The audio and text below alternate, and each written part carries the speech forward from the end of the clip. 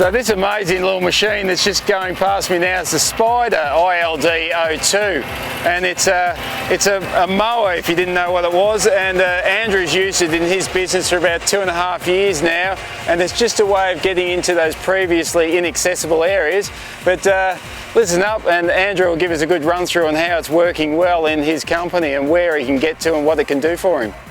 I use the Spider here to do most of the vegetation control here on the steep batters as safety requirements. Also use it on various sites for commercial and government and private uses. It's good on dam areas and all steep areas. It'll do anywhere up to 38 degrees unwinched, and you're 38 to sort of 50 odd degrees with the winch, whereas you can't get it right on to do anything really over 15 degrees. And as for brush cutting, you could do it with harnesses, but for what you can do with this machine in an hour, it'd take about 15 blokes to do the same area with brush cutters. With the remote, it gives us the whole feature of we can either be on top of a batter or the bottom of a batter or a steep area.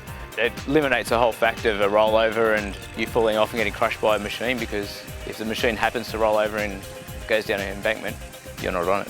It's a Kawasaki 25 horsepower. It's a petrol motor. It just runs down into the PTO, which drives 4 independent blades. It's four-wheel drive, four-wheel steer, which enables it to go obviously up, down, left, right. It can go on a dance pattern, as they call it, which is on an angle across an embankment, even on the flat areas.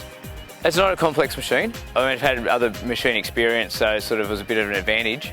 But as for somebody as an outsider, once you sort of get 20 to 30 hours, you'd be pretty well confident in your area if you were doing the same areas all the time.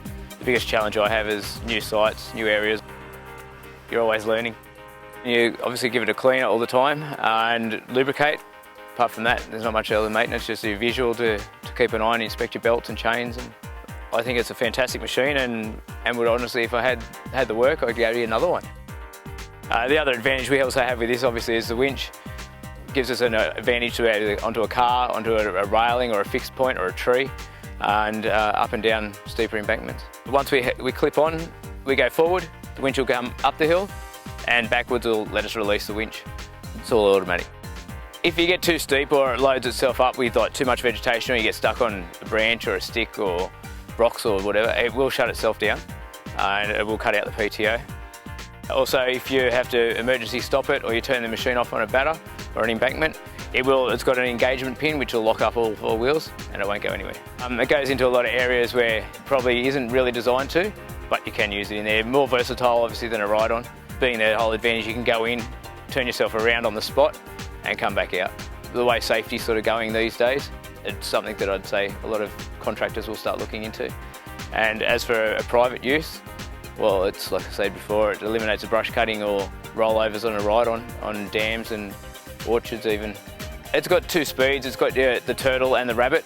Turtle's slower than walking pace, and rabbit on full speed and full throttle, about 12 k's. I find it's directly up and down is sort of more efficient. You can go sideways on it, depending if you've got a fixed static line on top. It's great to go sideways because you can actually clip on with the harness. You do one pass across the top or across the bottom, then winch yourself up that next bit and go again. Whereas if you don't really have anything to harness to, it's just easy up and down. Everywhere you go, everybody wants to have a look, everybody wants to have a go. Traffic stops on the spot, so it gets a lot of attention.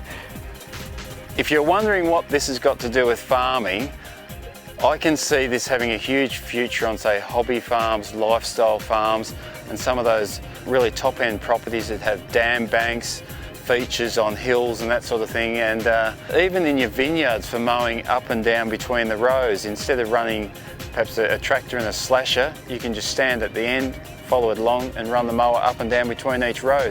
But of course, as normal, we'll have a more detailed review in Farms and Farm Machinery magazine. And don't forget to follow us on Twitter and like us on Facebook as well.